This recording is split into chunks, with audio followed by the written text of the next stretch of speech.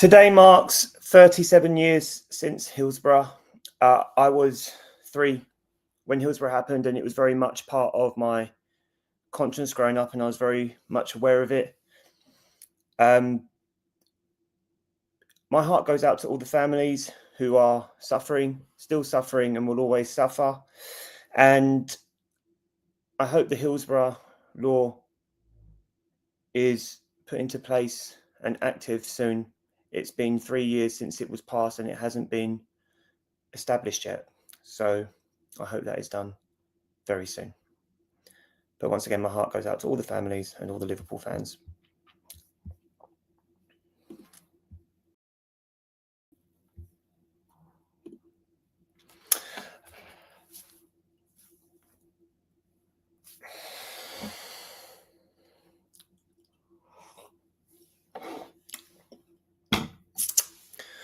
Good morning, everyone. How are we doing today? And welcome to the first episode of what has been called or dubbed the Boring Brew. I have to say, it wouldn't have been my choice. I wanted to have hot stuff, but apparently hot stuff is too sexy for football. So it's been called the Boring Brew. The Boring Brew is who we are. We could have had something more alliterative. We could have had the Cannon Coffee Club, but no. The vote has been established and we are the Boring Brew. So thank you for being here. If you're here, I can see you in the chat. Like, subscribe if you're new. And we'll get started. Chris, you're here. I hope you're well today, man. I was just talking when I opened the stream. I was just talking about Hillsborough. I hope you're well today, my friend. And I hope the Hillsborough law is passed soon. But it's good to see you. But I am going to start talking about Liverpool, actually, because one of the things I wanted to do first was to talk about the Champions League fallout. And Liverpool fell out yesterday, didn't they? It was not a good second leg to the quarterfinal for them. For all of the talk about Anfield being, the place to be for the second leg and all of that, it just didn't come off like that, did it, Chris? They're out. They were completely nullified. You never really looked at the game and thought, you know what, Liverpool have got something going on here. You never really felt like they had momentum. You never felt like they were really going to do anything. And actually, it's quite sad as well because Mo Salah's Champions League career ends with a bit of a whimper as well. And so's his Liverpool career too, really, isn't it? They're both kind of just whimpering out, and it's quite a sad end to their legacies, I think, to his legacy at Liverpool, but also I think to Robertson's as well, who's been as important a servant to your club. So a bad day really for Liverpool. And also to make things worse, I think you had the end of Salah's and Robertson's Champions League careers, but you also probably had the end to Ekitike's season as well. And that's worrying, I think, because although Isak is back, he's not fit, and probably your most at least consistent striker this season is done, and that does not bode well for Liverpool in the running and for that Champions League place. So it'd be interesting to see what you think about that, mate. What we're saying here, only time we threatened was when Salah and Rio came on, and Slot got it wrong from the start with the lineup. Yeah, I mean, I do think they look better when Salah came on, but I don't necessarily place that at Isak's door either. I just think that he went for it, didn't he? He went for it, and it didn't come off. Rio, he probably should have started with Rio in hindsight because he's got that maverick quality. I'm actually going to talk about Mavericks later on, but he does have that maverick quality, doesn't he? And he has something about him. He's young, because he's young and has that kind of immature quality to him, he lacks respect. And that's one of my favorite things about young players. They lack respect. They haven't been humbled yet. You look at like Miles Lewis-Skelly last year, you're looking at Nico O'Reilly this year, you're looking at your boy Rio this year. Those players lack respect, and they have that maverick quality because they haven't had it ground out of them yet. So it was a shame. It's a bit like, do you know what? It was a bit like Arteta in the Carabao Cup final, wasn't it? He should have brought Dalman on earlier or even started him. He didn't. And there was consequences to that, and that was Arsenal winning the Carabao Cup final. And the consequences was that Liverpool went out of the Champions League with a bit of a whimper. And he did make things happen when he came on, didn't he? He had that lovely cut-in shot, which would have been almost a replica of the goal he scored at the weekend, if I'm thinking correctly. But it is a sad end really to a sad season for Liverpool, and the Champions League qualification is looking pretty tough too. Ekitike looks 9 to 12. It did not look good. And when you watch the videos back, you can kind of see where they're pinning the moment, and that did. Yeah, I mean, players just don't recover from those types of things very well either, do they? Sadly. So it could be a long road to recovery for Ekitike.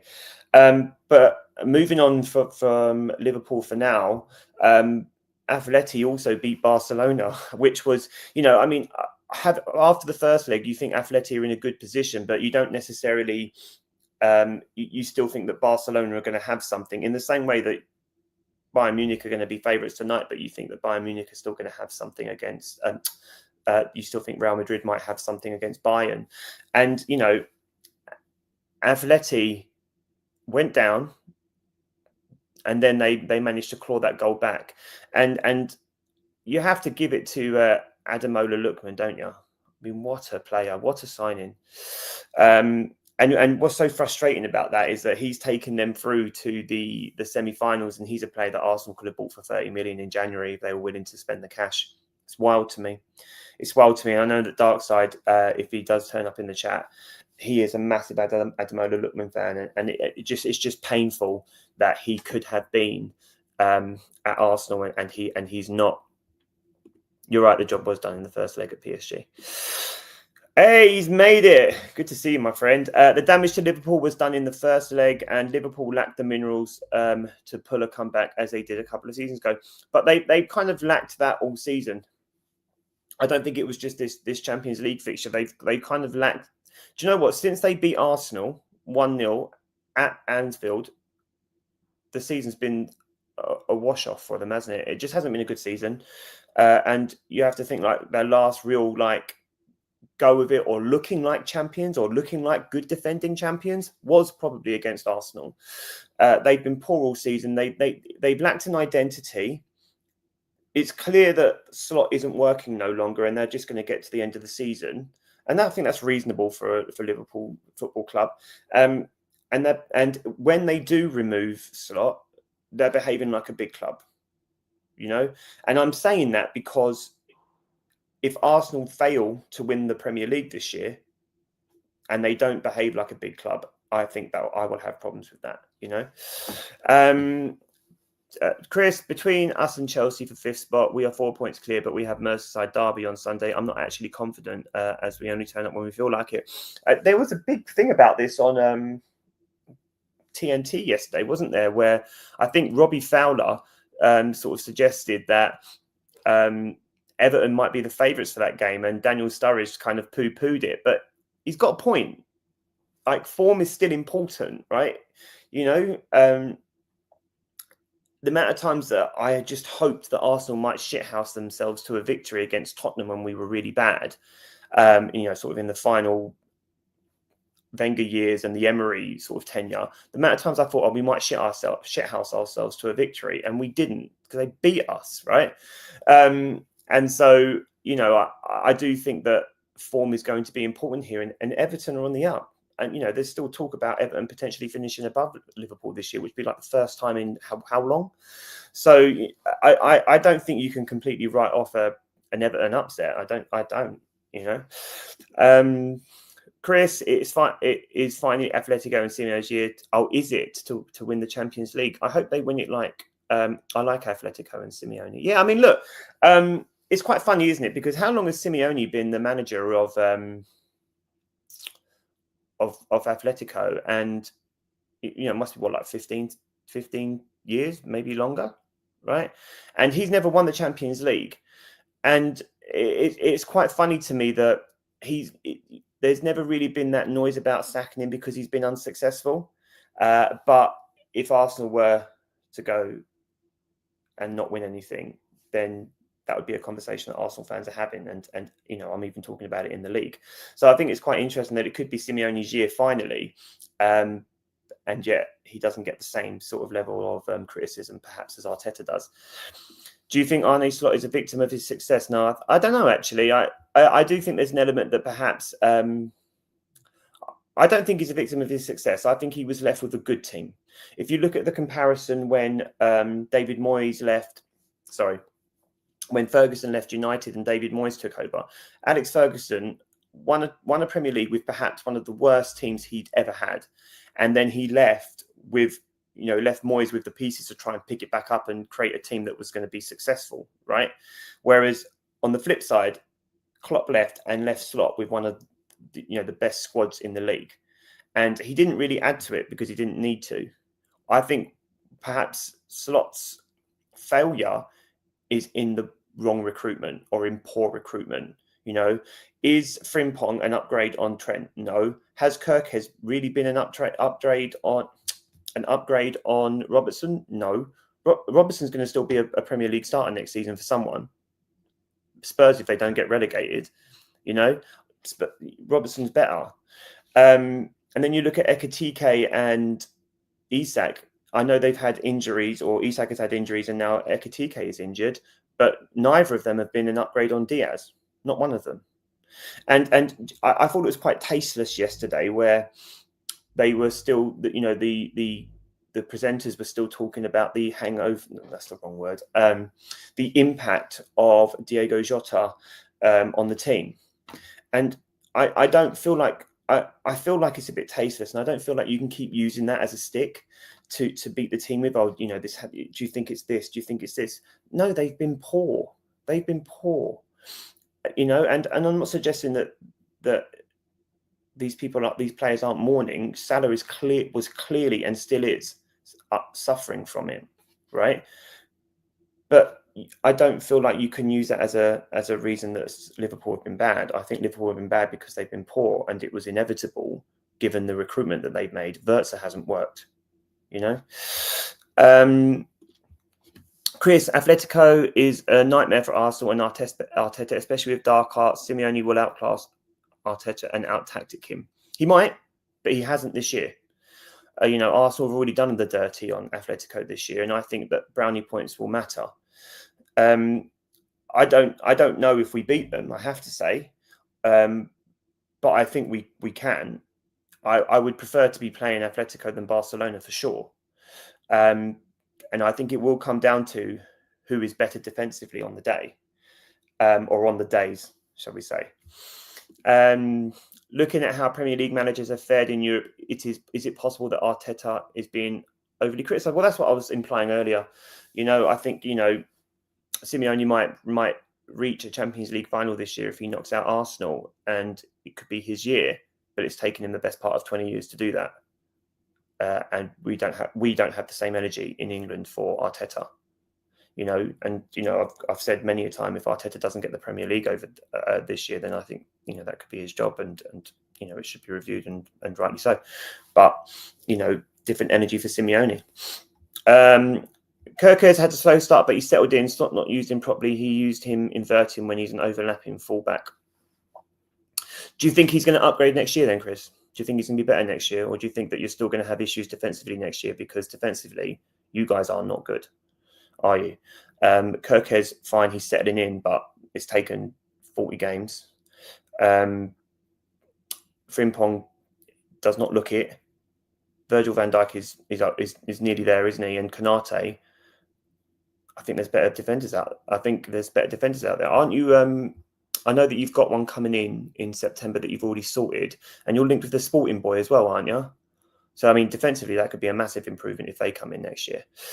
But okay, so that's enough of the Champions League fallout, I think. I'm going to move on to what was the next thing on my list. The Champions League fallout. Let's talk about the press conference, I think, next. Let's go to the press conference. All right.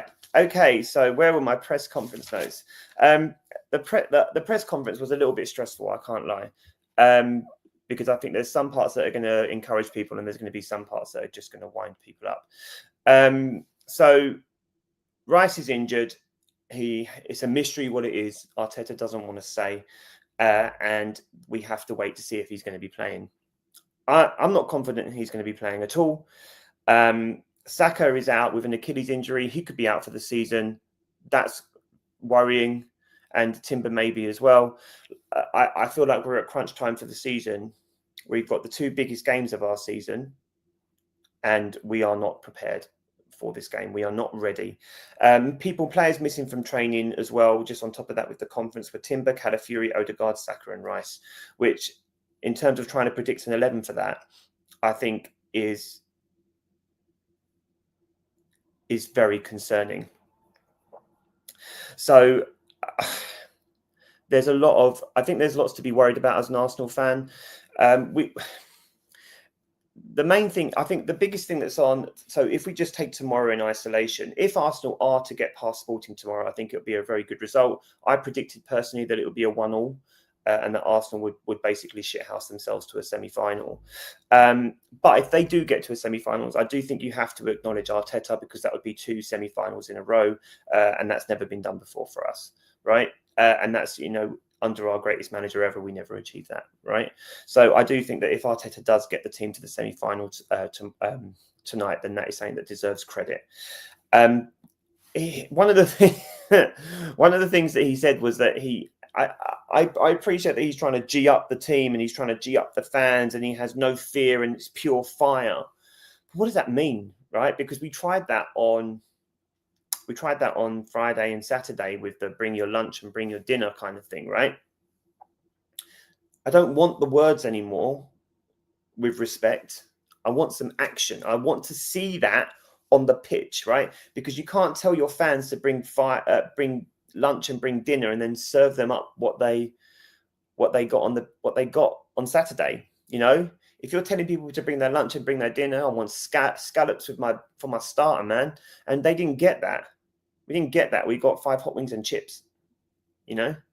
So you can't tell people to bring no fear and pure fire if you're going to serve them up drab, man. So tonight he really has to go for it. Otherwise, I think that it's going to be real low momentum going into Sunday.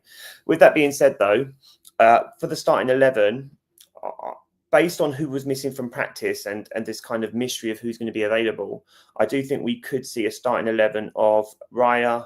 I would go Mosquera at right back, Saliba, Gabriel, Calafiori. But given that he was missing from practice, from the practice session, it could be Calafiori. Hincapié. I'm a bit worried about Rice. So I think Zubamendi's going to have to start. In my previous 11, I didn't choose Zubamendi. I went with Rice at the 6, but I think Zubamendi's going to have to play. So what I would actually do is probably play Norgard in the 6 and then Zubamendi in the 8, because I think he'll be better in that position. Less responsibility and more flexibility to be able to play some passes. And then I would go Noni, Eze, Martinelli and Gyökeres. I just think that's what the lineup could look like. I would prefer to see Rice with an Odegaard and Eze midfield, if I'm being honest. I wouldn't start Dalman in this game. Even based on what I said previously, I just wouldn't start Dalman in this game. I'd prefer him as an impact player, I think. But I do think this game could end in 1-1 draw. So, I think it's going to be a bit of a disappointing fixture. That's what I'm worried about. Let's have a look at some of the questions quick. All right. I honestly believe Slot didn't want Wirtz. There's reason why he met with Shirky before Wirtz signing. Wirtz will come good, but I believe it's a coaching problem. So do you think that Slot's on his way out then? I think the question would be, do you think Slot's on his way out? Since the Carabao Cup final, we've had injury concerns, recalled that we had no Odegaard and Eze, and the concerns have increased. Yeah, and we've been without. So most of our attacking opportunities come from Odegaard and Saka. They come from the right, and we've played essentially most of the season without them. So it's not a surprise that we've massively dropped off. I also think that there's a chance that losing Carlos Cuesta has had an impact on us as well. We signed Heinze as an assistant coach, and defensively we've looked good, but attackingly we've looked a little bit, I don't know, toothless. So I think that there's that as well.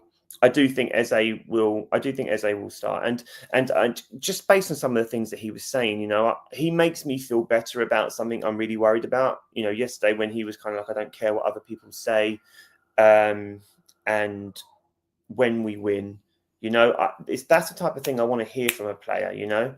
I don't want to hear false promises or anything like that. I want to hear someone who's there, who is in the moment, and he's clearly in the moment. And so, Eze makes me feel. Eze is for me at the moment, the shining light in a very dim Wednesday. So yeah. Where are we next? Let's talk about Arsenal and City. We're looking for, I'm not going to talk about it for too long because I think that'll be the conversation for the next 2 days after tonight. But Pep's mind games are still carrying on, aren't they? He thinks that he keeps saying how Arsenal are the best team in Europe right now, and Arsenal aren't favourites and things like that. So I think he's playing mind games, and he's doing it well. He's also taking pressure off. He's also taking the pressure off his own players, isn't he? And so it just increases the pressure on Arsenal to have to perform. And it's kind of ironic to me that everyone still has Arsenal as favourites. All the bookies have Arsenal as favourites. I was listening to the radio; they have Arsenal as favourites.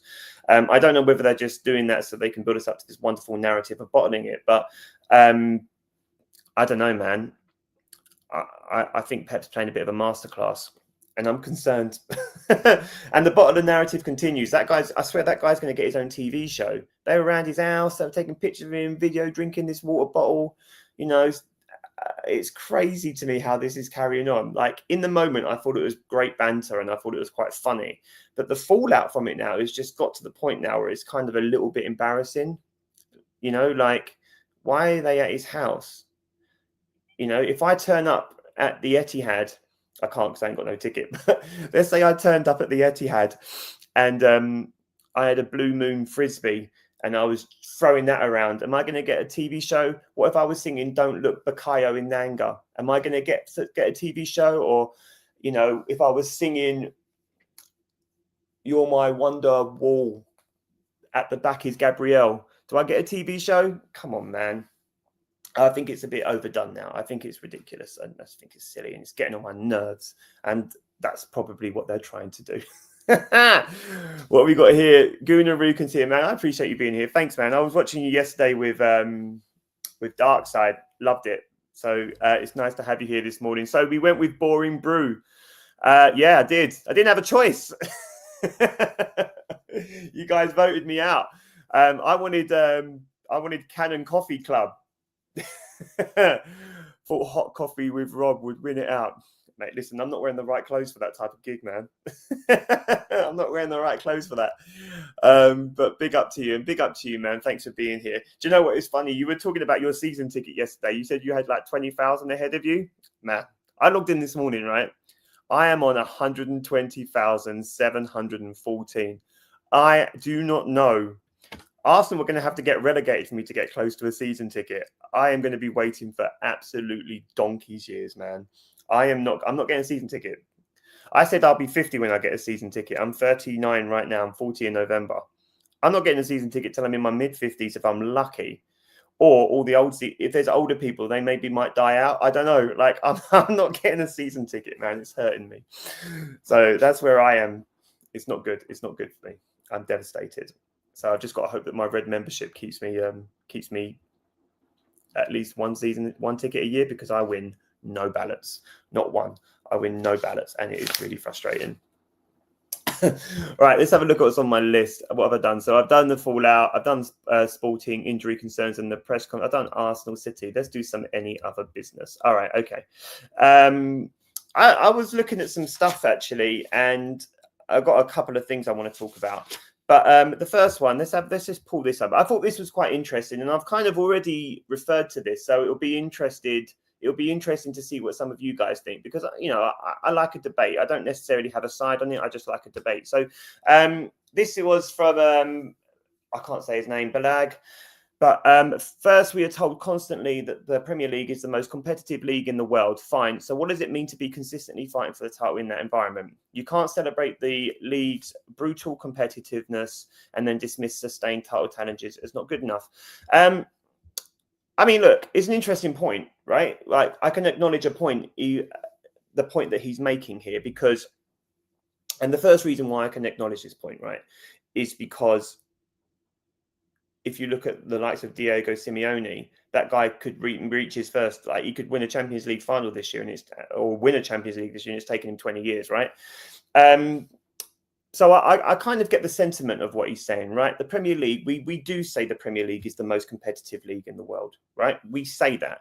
And without trying to rattle too many people, I've said this before as well. For me, this would be the first year where we well and truly bottle it, right? In 22-23, we got nosebleeds. And that's not an excuse. I genuinely think we just got nosebleeds. Nobody thought we were going to be there. We didn't think we were going to be there. We got nosebleed and we shit out, right? In the 23-24 season, we went toe-to-toe with Man City for the last 19 games of the season. We drew one and we lost one, and they won the league. So it's not like Arsenal weren't there or thereabouts. Like, they were pushing, and they were playing good football while they were doing it, by the way. Last season, Liverpool blew everyone away. We weren't even in touching distance. But this year, for me, it would be unacceptable, actually, if Arsenal don't win the league from this position. And there are a couple of results that make me think that. There's no way we should be dropping points against Wolves when we're winning the game. There's no way we should be dropping points against Brentford when we're winning the game, right? With those 6 points instead of 2, right, we would now be a further 4 points ahead of Man City, right? And this kind of moved me on to my next point, actually. So here's the next one, right? Manchester City can currently max out at 85. We can currently max out at 88. This is why I think people are still saying that we're favourites, right? However, if we lose to Man City at the weekend, our max becomes the same as their max. That's worrying, right? Because then, while I think they've got quite a lot of new players that you can maybe argue for inexperience, our players aren't inexperienced for a run-in anymore. Their ace is Pep, and that's the difference, right? You know, if Pep is managing Arsenal right now, and I hate hypotheticals, but you don't think Arsenal are losing the league from this position if Pep is in charge, are you? And so I do think that if Arteta fails to win the league this year, then that is basis for sacking. And I like Arteta. I'm not like some of the other people I enjoy watching who are ready for Arteta to go. I like Arteta. However, I don't think that he can continue in the job if he doesn't win it this year. And if he does win it, he sees out his contract, but he doesn't get a new contract. The only way he gets a new contract is if he's successful again next year and the football changes, because it can't carry on like this. It just can't. Like, it's absolutely horrible to watch. But yeah, we need Timber at the very least for City. I don't think he's going to play, mate. For City, yeah, he might play for City, play against City, but I don't think he'll be playing tonight. I think it'll be Mosquera at the back tonight. I just don't see how Timber comes into the game. And if he does, you're risking him against City. And if we're being honest with ourselves, who would you prefer to win? I mean, which game would you prefer, or which game are you prioritising? Because for me, as much as I would love a Champions League final or a second Champions League semi-final in 2 years, I want the Premier League. The Premier League is the absolute minimum now for the rest of the season. Arsenal have to win the Premier League. Look, I just don't think there's any coming back for it if we don't. And so for me, I'd be saving Timber personally. But that's me. I wanted to finish with 2 more sort of mini debates here. I think the first one is, what are people's thoughts on, and I can see there's 2 of you in the chat, so it'd be great. I'd be grateful if you guys could jump in. But what are people's thoughts on football being overcoached? Right? I was listening to a debate this morning on TalkSport. I don't tend to listen to TalkSport, I have to say. However, I don't mind a Monday morning. I don't mind a morning slot with Alan Brazil and Ali McCoy. So I quite enjoy listening to those 2. If it's Gabby, I'm out of there, man. I can't listen to him talk. All right. And then if you want entertainment, you listen to the Sports Bar. but not because you want to learn anything about football, because you're not going to learn much from Jamie O'Hara or Jason Cundy, but you will laugh. So they were having an interesting debate. Is football overcoached, right? And for me, I think it is. I think it is overcoached. I think that we're losing Mavericks. We're losing that kind of impulsive enjoyment. And Arsenal are a clear example of this, especially Arsenal right now.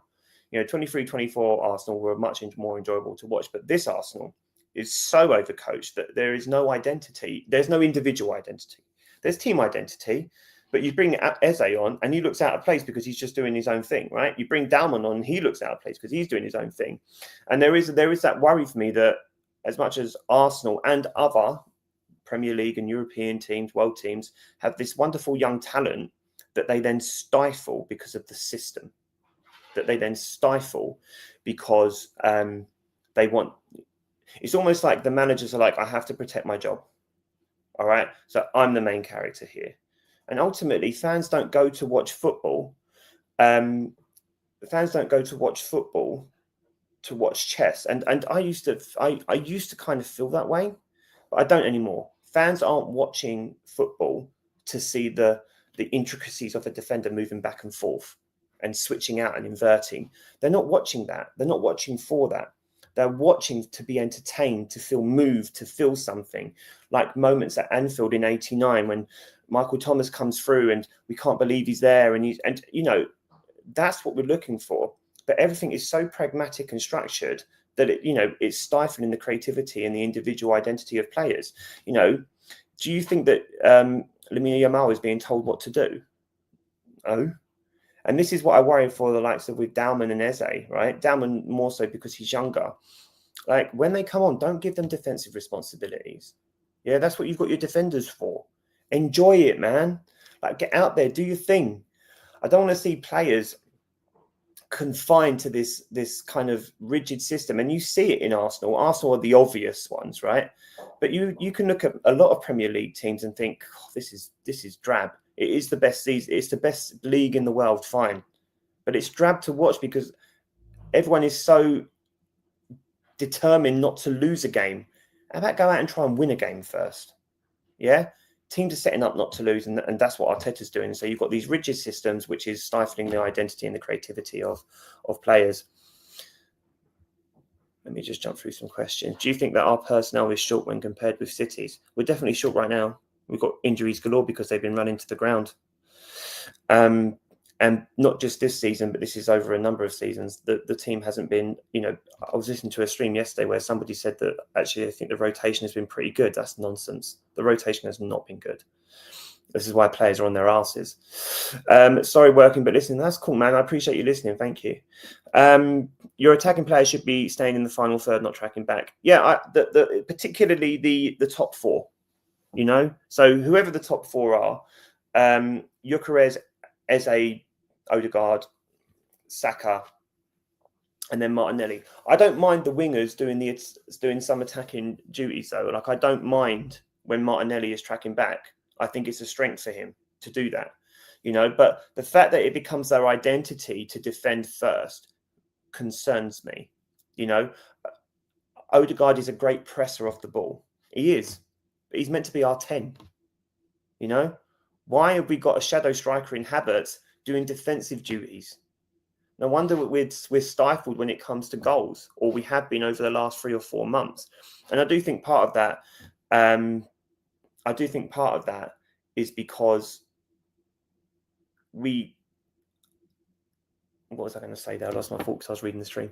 I do think that players are so caught up in the other responsibilities that aren't necessary for them that we are... and Carlos Cuesta, losing Carlos Cuesta and losing that creativeness, I think, is an impact as well. Good on you. Well done, mate. Good job for... Chris, man. Get into Gunaruka, and he's good to watch, man. That's our job. What's up? Good to see you, my friend. OG, that's right. Our manager has set up our team because he's afraid to concede. You have to score those goals to win games. Exactly. This is it. I don't see how, and he keeps setting up to lose. The identity is not to defend, right? We want to see the team win. And you can't win unless you score goals. And set pieces have dried up, so that's not working at the moment.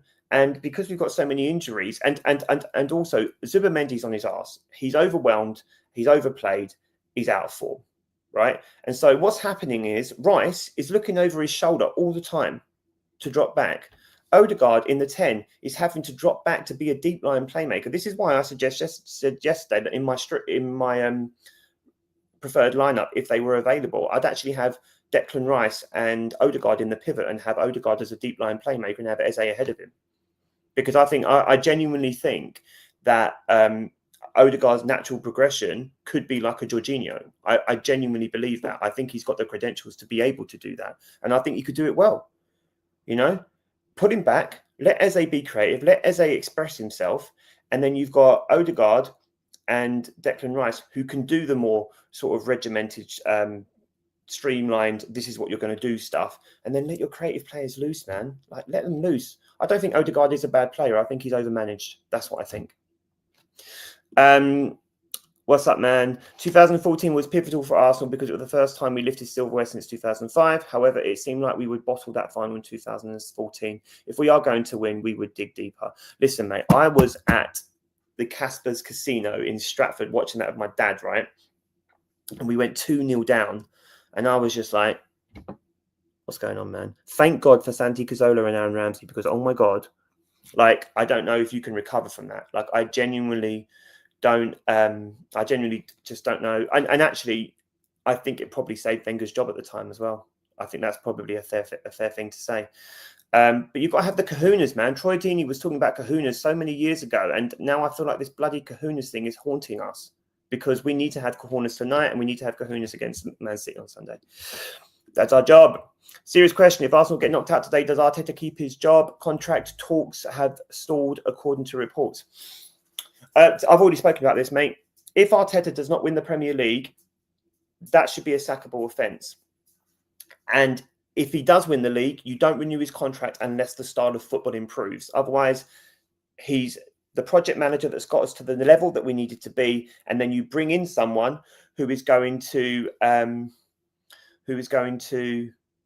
take us to the next level, which is why I've heard people talking about Fabregas. I don't want him to manage us, which is why also people have also been talking about Jack Wilshere. Love Jack Wilshere, maybe one day. But at the moment, they're project managers. We need someone who comes in and goes, I'm the cheese. And that would be someone like a Luis Enrique, someone like a Klopp, right? Someone who comes in and goes, I'm him right now. We've done the project manager stuff to get us to the next level. And now it's the person who is right now who can go, right, I'll deliver these trophies. So for me, if the contract talks have stalled, good. They should have stalled because this has been unacceptable for the last 2 months. Where are we? I've missed a couple. Morning streams should be called Boring Breakfast. Listen, mate, you've missed this. You're out. All right. I'm not changing it now. It's the Boring Brew. I wanted hot stuff or the Cannon Coffee Club. All right. They voted on the Boring Brew. We're out. Okay. And then where is it? I know that Gunnar Reekin jumped in on this. Boring Breakfast would be too close to the Full Irish. Yeah, man. I can't be stepping on the Four Irish. All right. The Four Irish is a 10:30 show with Shane the Gunner. He's incredible. Go there. Watch him. He's very good to watch. He's entertaining and he's funny. And yeah, this is why you have a coffee before you go and you have a coffee with me, and then you can go and have your full breakfast with Shane afterwards. Oh, we got Chris. To answer your question earlier on if Stock will go, honestly, I don't know. To be honest, I want him to go because even the players stopped playing for him back in December. Yeah, it just looks inevitable for him, doesn't it? It looks like his time is up. It looks like he's walking his way out of the club, and unfortunately, he's been walking alone.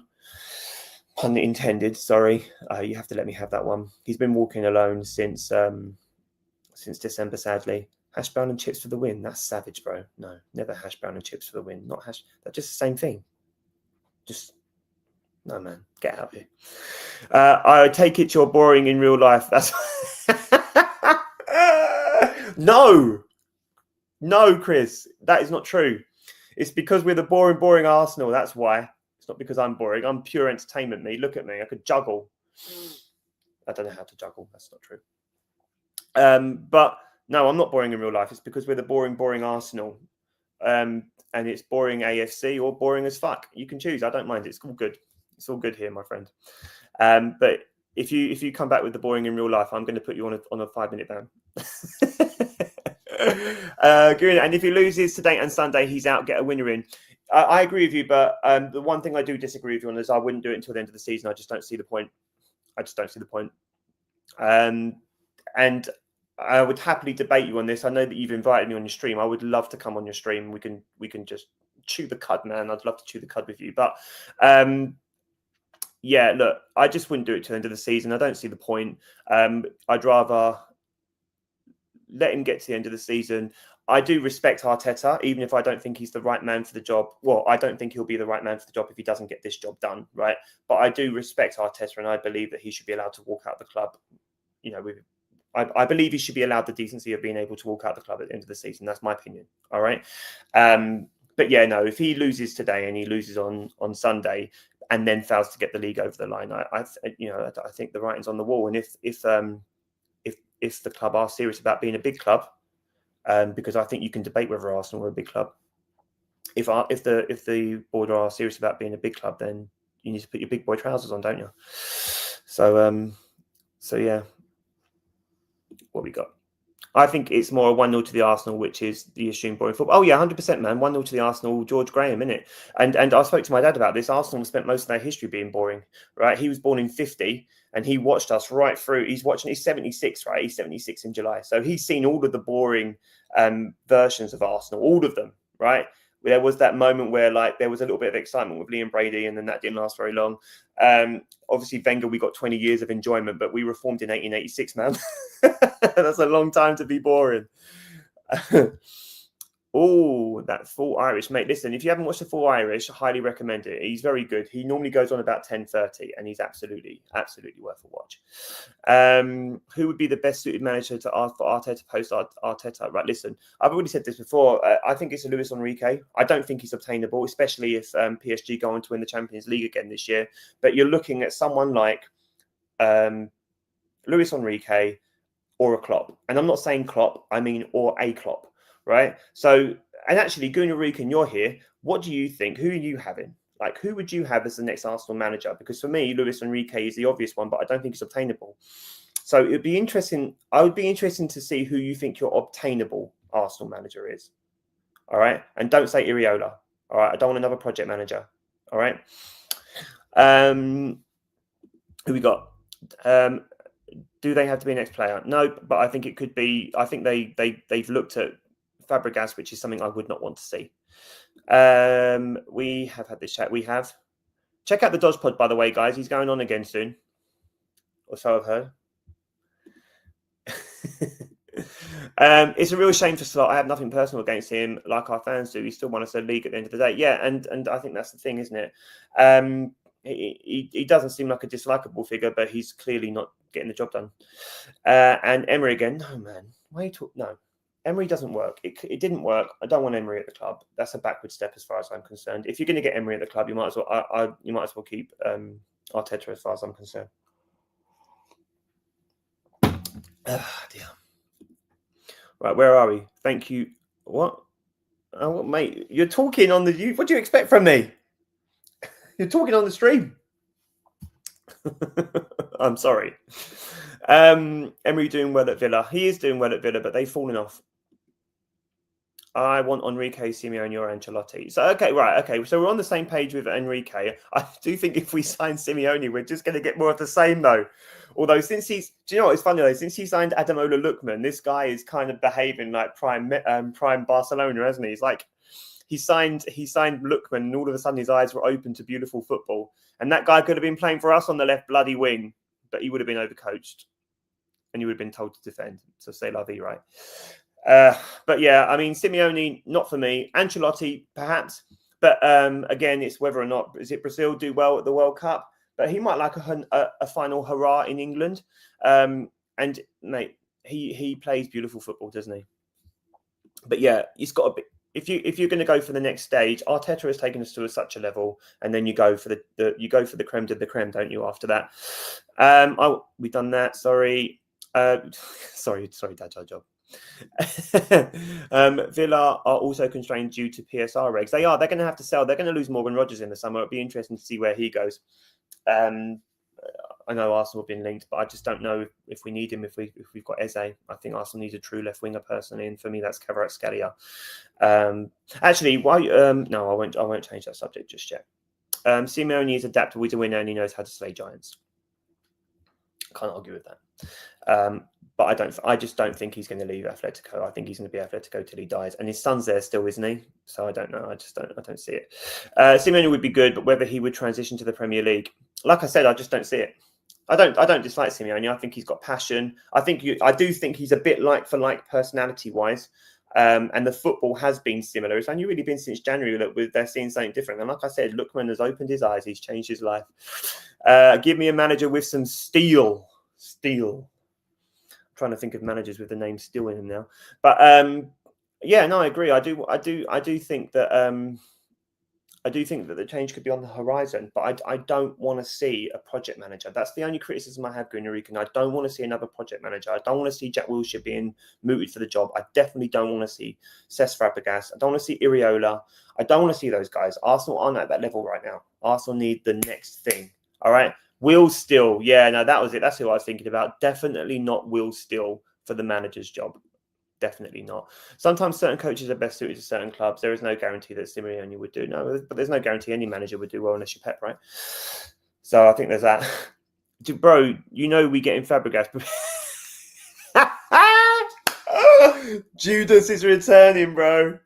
Judas is returning. Do you know what, though? Look, I'm going to be completely honest. I don't want Fabregas at the club. But if he comes, I'm going to hold my tongue for a while. All right, because if he brings success to the club, he plays better football than Arsenal.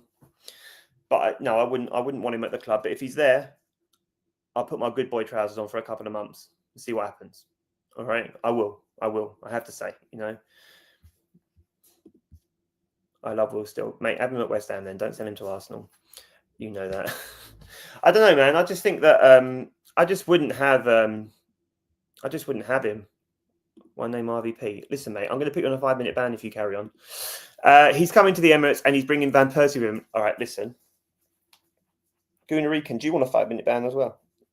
He definitely is not bringing Robin Van Persie to the club or Ashley Cole. All right, you can both be quiet. But do you know what? I actually can see Fabregas. Fabregas is the one I can see. But to me, it's just another project manager. And that's disappointing to me. Really? No, not Carlo Torre. He's happy on the bench with Pep, I can tell you that. But I can see Fabregas, and that is upsetting. The style of football is better. I don't think he'll be well received by a small portion of the fans. I just don't think that. I think for the most part he will be welcomed, and if he is employed by the club again as manager this time, then I would give him his kudos. I'd give him a joy period, right? Because I don't want to be negative for the sake of being negative, right? I would voice my concerns about it, right? I think it sends a poor message. That would be my main thing. I think it sends a poor message, and it's the same reason why Wenger didn't have him back. And we all love Wenger, right? So I think it sends a poor message. But if he was put in place, I'd get behind the team first because I'm an Arsenal fan first.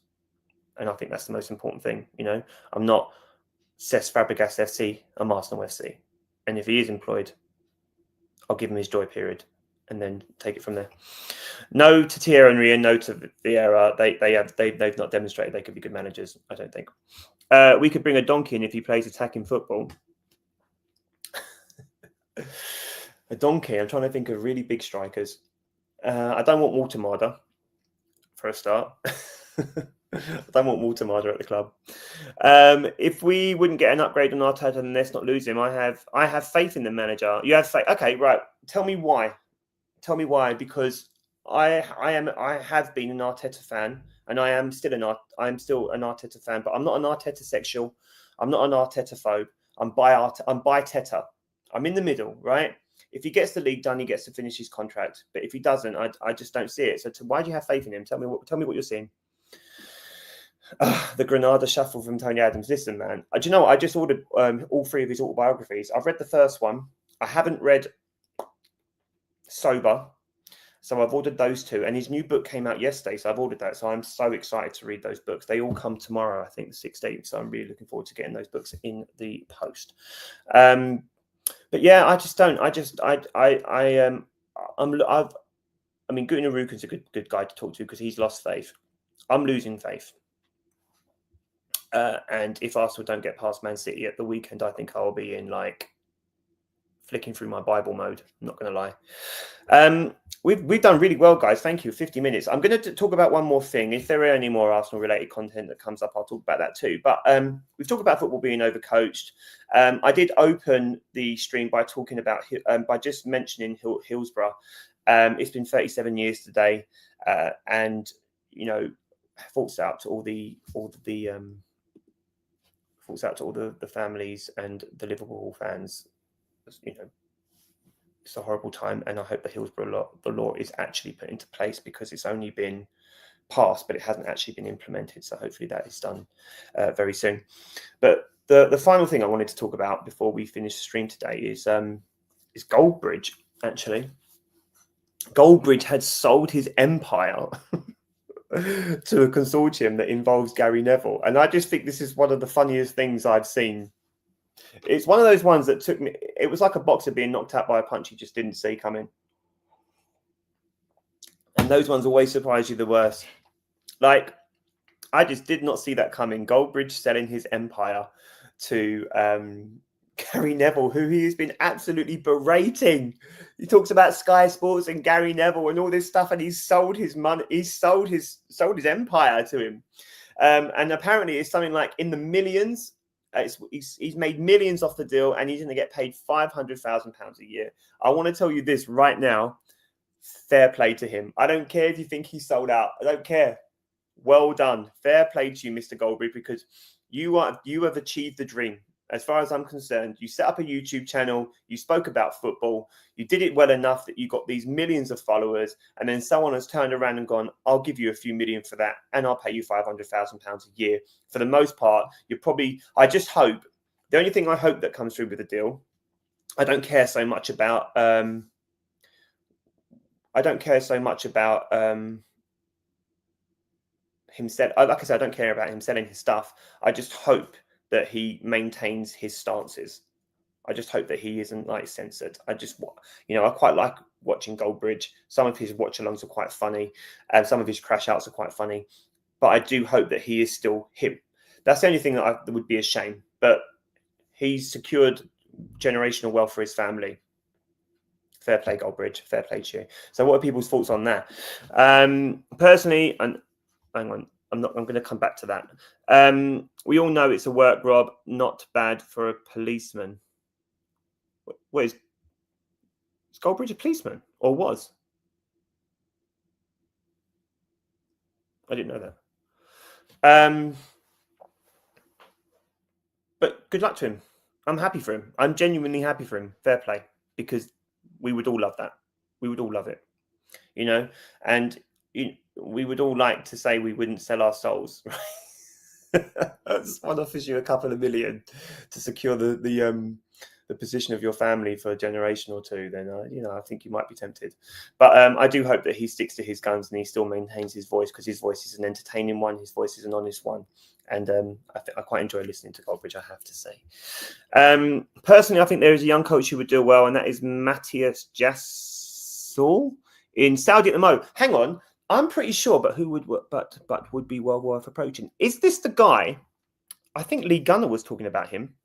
Didn't he do well in like one of the Danish leagues or something like that? He like won like a couple of leagues, and they snapped him up, and they took him, and now they've taken him to Saudi. And what Lee Gunner was saying, was that. Sorry, I was distracted by the stream. What he was saying was that Jassel's path, if it's the same guy, I'm pretty sure it's the same guy now that you said Saudi. Jassel's path is very much like Wenger. Wenger who? Jassel who? And that's his words. That's not my words. All right, so I don't want to like plagiarize Lee Gunner's point there, but that was ultimately his point. and he said that he would replace Arteta with Jassel. I'm pretty sure that's what he said. So I think that's really interesting that you've brought it up as well. So I'm actually going to go and have a look, because I don't mind being educated on this, and I want to go and have a look at Matthias Jassel. Matthias Jassel. So yeah, thanks for that, Dad's Our Job. And like I said, go and check out Dad's Our Job.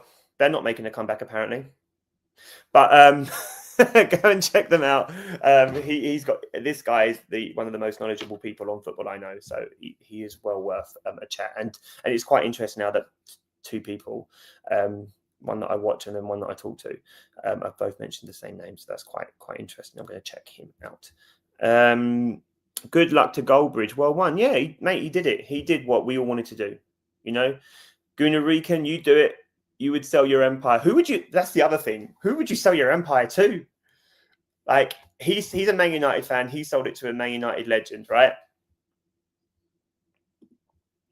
Don't call it a comeback. You never lost it. But who, mate? Yeah, who would you sell your media empire to if you built one? I don't know, man. Who could I trust? I feel like Flamini knows how to make money. Make me big, Flamini. You know what to do. Flamini maybe for the business expertise would be pretty cool. I feel like he'd make me massive. But in terms of pure entertainment, Thierry Henry, I've watched him on CBS. I can't watch him on CBS. I have to watch snippets, but he is very entertaining. So maybe he would be quite good for the media banner. What we got? That's the goal on platforms like YouTube, educating people while gaining influence and affluence on the way. Yeah, look, you know, I watch some streamers that I quite enjoy watching. I don't agree with their opinions a lot of the time. I love watching Shane the Gunner. I don't agree with a lot of the things that he says, but I think it's important to watch people that you don't agree with, because it deepens your own opinions, or it adds weight to your own arguments, or you see where your arguments are light. And you're like, cool, man, I need to do some research on that, because he is schooling me right now, right? So, you know, I love getting educated by people that I don't agree with. Views is another one. Different opinions. Enjoy watching him. And they're quite honest. The dream would be to be able to do this full time, right? Of course it would be. Like, why else would you do it? It would be lovely to wake up and be like, right, I've got a day of streaming, banging. You're selling to me, mate. Listen, we can sell to each other. We'll buy Housestead Town FC and we will build an enterprise, my friend. We'll become a conglomerate. If I had an empire, I'm selling it to Thierry or Patrick. Patrick, wow, Patrick's a shout. It doesn't really strike me as the type. Is Thierry your GOAT? Gunnar Rican? Because for me, it's Tony Adams. For me, there is no one better than Tony Adams. 4 league titles. We've won 12. That man has a third, right? He won 89, 91, and then he got 98 and 2001. Is that right? So 4 league titles, 2 old league ones, old division ones, and 2 Premier Leagues. That's why Tony Adams is the GOAT, but I don't think he'd be interested in buying my media platform. Although I would definitely showcase his work on alcoholism and addictions, because that is just incredible. And I literally cannot wait to read his new book. Kim Kardashian, that's a comeback story. That is an Office reference, and I'm not reading it out. Get out of here. Otherwise, it would have to be a huge number for me to sell. Well, yeah, of course. But to be honest, mate, anything that with, what is it? 6 zeros, 9 zeros, 8 zeros? If it's in the millions, I'm considering it, my friend. Park to Prem. But there you go. There you go. Exactly. Housestead Park to Prem. And actually, there's a really good streamer. I can't remember his name, but he plays Championship Manager and he does that every year. It's quite fun. So that's the way. So see, that's the way you grow, to listen to every opinion and find the truth. I don't agree with everyone, but I listen to it. Exactly. Listen, this is what I was trying to say earlier. I was listening to you and Darkside yesterday. Darkside gets it, man. He gets angry real quick. Yeah. He wears his passions on his sleeve. I don't agree with everything you guys say, but I'm like, okay, I see it. So I need to think deeper, because I'm going to have to chat to these guys one day and try to compete with opinions, right? And so I love it, because what's the point? I watch more people I disagree with than people I agree with. And that's the truth. That's the truth, Gunnar, and that is the absolute truth. My Arsenal GOAT, Thierry, my favourite Arsenal player, Alexis Sanchez. I became a fan in 2016. I remember that. You said that yesterday. But you came over from the States and then you were kind of like thrown into the world of Arsenal and football, right? So that makes sense. But do me a favour, if you haven't, right? And I'm sure you have, so please don't think I'm telling you to suck eggs, right? But if you get a chance, just watch some Adams, man. And I'm not talking about Strictly Come Ballroom dancing. All right, I'm not. I'm not talking the Genoa manager, Tony Adams. Just watch him, Tony, man. Just honestly, the best footballer Arsenal have ever had, and I will die on that sword. And that is one thing that me and Shane can agree on. We had former Hammer Darren Blue on the show, and he went to Tony Adams Rehab Centre. We did, didn't we? Tony Adams is he's the king, man. He's the king. Honestly, I love that man. I can't wait. I cannot wait for those books to come through my letterbox. Yeah, Callum was on the interview. My favourite defender is Sergio Ramos. I watched La Liga before Arsenal. Wait, so was you watching La Liga in when you were still in America? Or did you come to England and watch the Liga first and then sort of fall in love with Arsenal as a byproduct? So you would have been watching Ozil then when you switched to Arsenal, right? You would have seen some of that. I'm thinking of the Real Madrid connection there, if I'm being honest. Sevilla fan, Alexis plays for us. Okay. Yeah, no, Alexis, listen, man, Alexis Sanchez. I think I said it yesterday. I think I had it on stream yesterday where I was like, which players would you have to solve some of our problems right now? And I think on my list, let me see if I can find my list, right? On my list, I had Sanchez, Perez, Overmars, Brady, all left-sided players. I was like, they would be such difference makers for us right now. And then they were my left-sided sort of midfielder players. And then I had Gilberto coming in because I think Gilberto would displace Subamendi in a heartbeat, and Declan Rice would be a different player because of it. But that's just what I was talking about yesterday. I lived in Spain and I moved to England. I watched Unai's Europa League run. Okay, well that's fair. So you've got. I'm assuming you've got a lot of respect for Unai Emery then. Would you have him back at Arsenal? Because that's our job. Was just talking about it earlier. It was like, would you have Unai back at the club? For me, absolutely no. It didn't work. But what would you think about that? That would be interesting. We'll talk about it on the show. Yeah, man. Whenever, let me know. I think I said it yesterday. Evenings are a little bit more tricky for me because I've got the kids and stuff like that. But if you ever wanted to do something during the day, we could. I would be well up for that, and I'd love to come on your show. So yeah, that'd be amazing. But yeah, we can talk about that off stream or whatever. But yeah, okay. Wow, this is the longest stream I've done, guys, and I really appreciate you guys in the chat for keeping me going and keeping the content or keeping the comments coming in so that I had things to talk about. I appreciate it. But I will check up. That's our job. I will look up that match. Have you actually, Gunnar Regan, if you're still here, do you know much about Matthias Jassel? Because I know Lee Gunnar was talking about him. It'll be interesting if you know anything about him. I'm going to go and watch some stuff because it'll be interesting. Well, I'd like to see if what style of football he's like, and if he's got that kind of Wenger who about him, No, Unai is a top 4 and second tier trophy. Yeah, he was to get us into Europe, not pro. This is exactly what I thought. For me, it has to be someone like a Enrique or a Klopp. And listen, like Sophie said on her stream, I think it's called the Highbury Squad. I think that's what it's called. Like Sophie said on her stream, you throw enough money at something, some of it will stick. And I know that Klopp has said that he would never manage another club in England, but let me tell you right now, the football wouldn't be bad. I think we can agree. I do not think the football would be bad. But guys, I think I'm going to finish, unless something's broken on the news, but I don't think it has. I think I'm going to finish there. There's been 3 of you in the stream, but there's been as many as 5 at one point. So just please please subscribe. I'd be really grateful. It helps the channel grow. And I'm off too as well. That's our job. So thank you very much, guys. I will see you soon. I'll be streaming tomorrow. You take care. hopefully it'll be a positive stream tomorrow, and I won't be moribund, and we can talk about the Champions League semi-final against Atletico and ahead to the weekend against Man City. Fingers crossed on that. Up the Gunners.